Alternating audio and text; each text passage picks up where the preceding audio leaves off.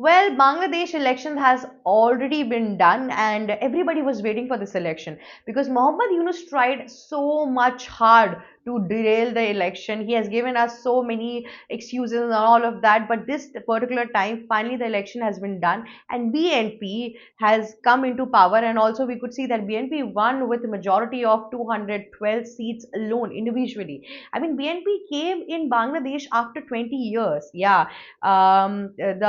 the prime minister out there and their mother Khalida, they were into the big power and all of that, but Awami League was something, which was hard to remove from Bangladesh. But right now the question arises here is what kind of relation is going to happen between Bangladesh and India now. Although PM Narendra Modi has already called the recent prime minister out there, and they have talked together, and they were, sharing good words together. But when they talked about their relation with India, when Bangladesh prime minister was talked about the entire relation with India, they said that they would see that what diplomatic ties we are going up to, and also what is in the benefit of Bangladesh and all of that. You see, I'll tell you this one thing and a theory. I'm predicting this entire thing that Bangladesh will also be entirely going towards China only, because in Southeast Asia, if you see all these countries who go through such economic turmoil, where such devastation and destruction has been happened or taken place, all these countries, after all these destruction and deep state situation, when they get their authority and government, after that point of time, they need urgent money, and for that urgent money, they cannot go for IMF bailouts, because IMF bailouts ask for a lot of approval, sanctions, and all of that. But they cannot go for that. They will go for China only. So they have a very steady figure that in fact, the prime minister will go with China and do alliance with China only. I don't think they are going to come with India, but if they come, it would be a good decision. But also keeping the fact that that India has kept Sheikh Hasina alive and safe, BNP can also, be very in a very inauspicious situation, because anyway they are political rivals, and we are protecting them until and unless Sheikh Hasina is here in India. Still, BNP's entire stability and political power in Bangladesh would be at a very at a situation where anything could happen. It is still risky. So BNP having good relations with India is something very skeptical. But what if the new prime minister could have a new vision for Bangladesh, and get along with PM Narendra Modi, and they could do a good business. But then if we could see previous years, and we could see that how Bangladesh has acted up till now, till Sheikh Hasina, they were having good relationship with India. But I think now they will go with China, because China is the world greatest power. It comes under G2, and anybody of these countries wants to have good relations with China or US.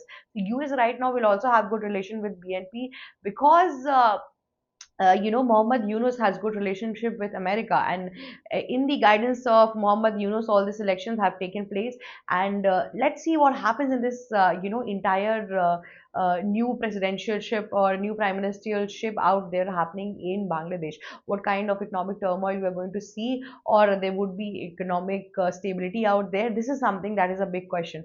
Although because of the last protest, Bangladesh has been going through a phase where economic disruption has taken place, minority rights have not been taken care of, then there are like industries going down, tourism has already been, ended up in devastation. The country is not in a good situation, but it almost depends on how BNP's new leader is going to take it entirely in Bangladesh, what sort of changes are they are going to make, because same kind of situation happened in Sri Lanka also.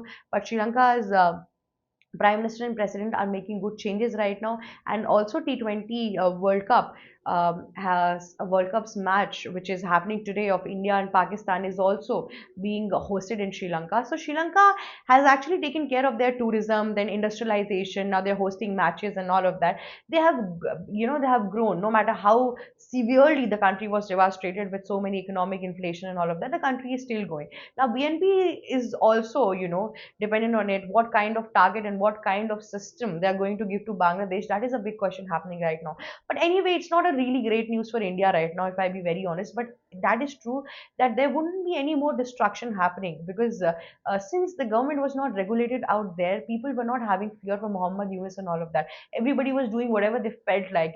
I mean, what happened with Deepu Chandra Das, Hindu minorities out there are a very, very, vital example that these people were actually inclined towards a thing, and we could see this one thing, that nothing was happening at a par and all of it.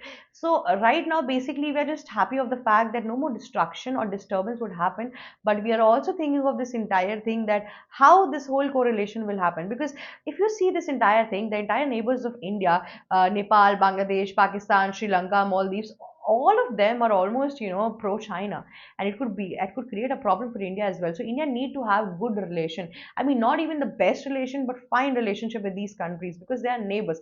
If they come together and attack us, it would be a big deal for us. So in that manner, India has to be, taking care of this entire thing.